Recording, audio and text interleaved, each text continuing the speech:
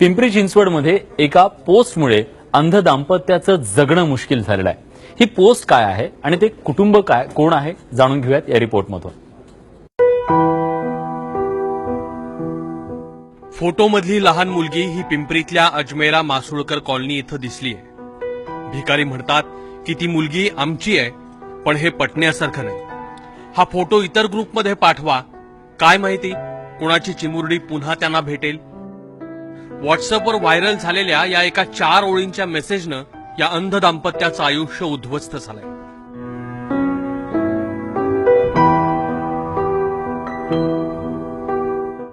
धर्मेंद्र लोखंडे आणि शीतल लोखंडे जन्माने 100% अंध। 2012 मध्ये दोघांचं लग्न झालं। दुसऱ्या वर्षी एक गोंडस मुलगी झाली, पण तीच मुलगी त्यांची नसल्याचा दावा करणारी पोस्ट कोणीतरी त्यांच्या फोटो सकट व्हायरल केली आणि त्यांच्या मागे लोकांचा ससेमिरा सुरू झाला।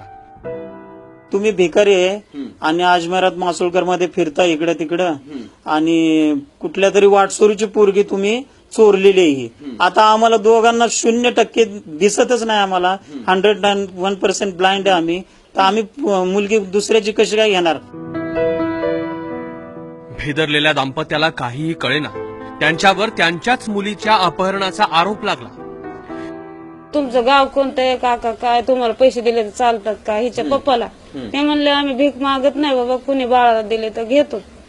तर तुमचं जन्म कुठं झालाय, आम्ही पंढरपूरचे, असं तेच लोक आलते आम्हाला न्यायला, पण अगोदर गोड बोलत होते। मग अचानकच इकडले आले आणि म्हणतात ए बसा रिक्षात। कसं काय रिक्षात बसावं म्हणले तर म्हणे आम्हाला साहेबांनी पाठवले। कोणत्या साहेबांनी? तर मोठे साहेब आहे। या दाम्पत्याची कौटुंबिक माहिती घेण्यासाठी आम्ही त्यांच्या घरीही गेलो, तेव्हा या दोघांचा सच्चेपणा आणखी गडद झाला।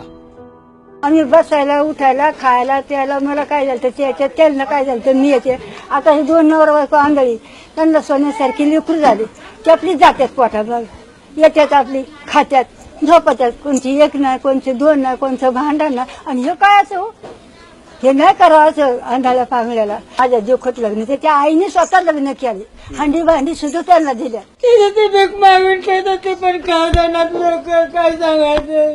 त्याच्या मागे लय वनवास करायला लागले, ते का करते ते का नाही सांगा तुम्ही। काय ते त्यांना त्रास देतो का, त्यांच्या घरी जाऊन त्यांना जीवन मागतो, काय म्हणतो माझा लोक काय करत नाही, काय लेकाला त्रास माझे। ज्यांनी आयुष्यात कधीच उजेड पाहिला नाही ते दाम्पत्य सध्या डोळस माणसांच्या अंधविश्वासामुळे संशयाच्या अंधारात चाच पडतंय।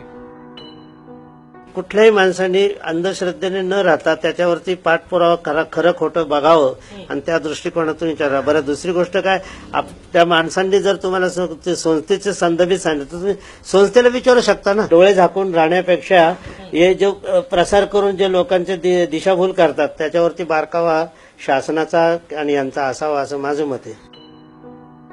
व्हॉट्सअपवर येतं ते सगळंच खरं असं मानून आला मेसेज की कर फॉरवर्ड या संस्कृतीमुळे धोका वाढलाय। तंत्रज्ञानावर ताबा कसा मिळवता येईल हे माहित नाही, आपण आपल्यावर मात्र आता ताबा ठेवण्याची नितांत गरज आहे। नाझीम मुल्ला, एबीपी माझा, पिंपरी चिंचवड।